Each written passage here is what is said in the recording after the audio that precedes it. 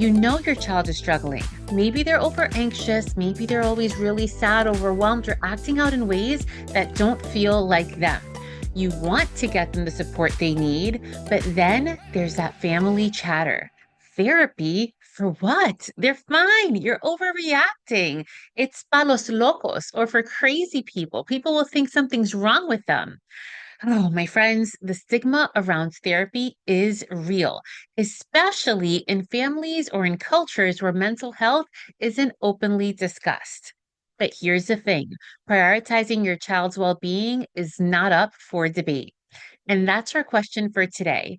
I really think my child needs therapy, but I don't want to put up with family members thinking or saying he's crazy if I take him to therapy. Advice?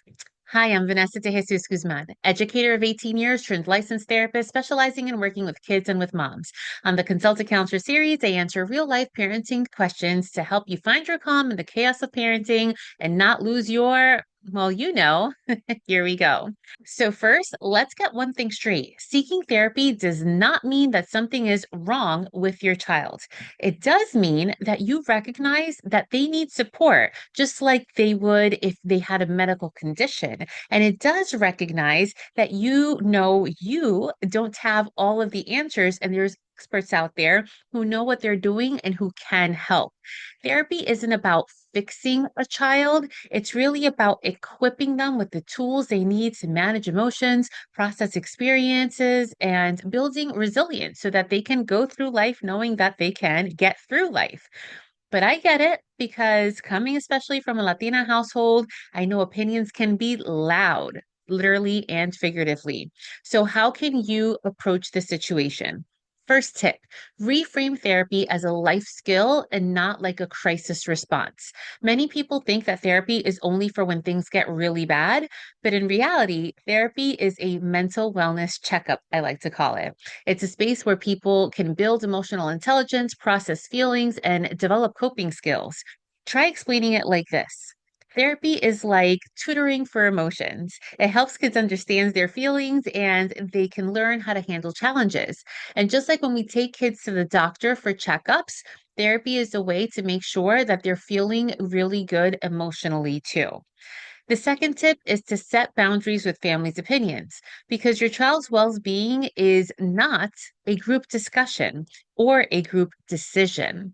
You don't owe anyone an explanation. I know that's really hard to go through, especially if you come from a culture that's really collectivist. But if the conversation comes up, you can just keep it simple. I appreciate your concern, but we're doing what's best for our family.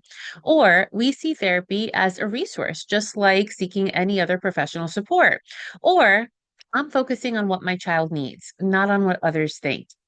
And if the pushback does continue, because sometimes we have those tias that just keep going, it's okay to shut it down respectfully, saying things like, this isn't up for discussion, or I need you to respect our decision. And third, like we mentioned, normalize mental health like physical health. If your child's had asthma, would you skip the inhaler because family members might not believe in asthma? Of course not. Mental health is just as important as physical health. The more we talk about it being a normal part of well being, the more that we help break the stigma. And if I may, to insert my personal opinion, keeping it real with you, ask yourself what would happen if you don't take your child to therapy, being that you feel that he needs therapy right now.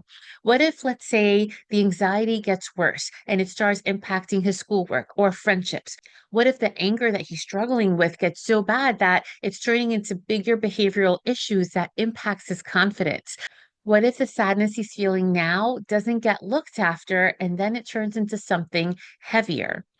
Ignoring emotional struggles doesn't make them disappear. It often makes it harder to manage later on. And therapy isn't just about fixing a current issue, it's about giving your child the tools that they need before big challenges happen. Ignoring emotional struggles doesn't make them disappear. I know that you know this. It often makes them harder to manage later on, especially as our kids get older. And therapy isn't just about fixing a current issue, so to speak. It's about giving your child the tools that they need before small challenges turn into bigger ones. If we wouldn't wait to get help for a physical illness, why then would we hesitate when it comes to emotional well being? I also like to say when people call me for therapy, I don't believe a child should be in therapy forever and ever and ever, week after week after week. Sometimes it's just for a period of time. And I myself have had clients that come for a number of years, don't come, and then when a big life transition happens, then they come back. And that is okay because we're obtaining the skills we need for a period of life until maybe the next challenge comes up. At the end of the day, your main responsibility as a parent is your child. And if therapy can help them build confidence, manage emotions, and really thrive and succeed as a person, then that's really all that should matter. And if therapy gives you peace of mind knowing that your child has the support that they need, well, even better. And by the way, if you are a New Jersey resident and you're looking for a therapist that specializes in working with kids, and that includes college kids too, and with moms or any parenting related issue, I invite you to look up freetobemindful.com.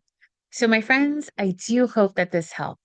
If you think it could help another mom or dad friend, be sure to share this episode with them and hit the subscribe and notification button so that you don't miss the next episode. If you have any questions for the Consulted Counselor series, you can always DM me on any platform at Counselor V De Jesus or leave your question anonymously in the link in the show notes. And remember, friends, in a world where you are free to be anything that you want to be, you are always free to be mindful. Thanks so much and catch you next time.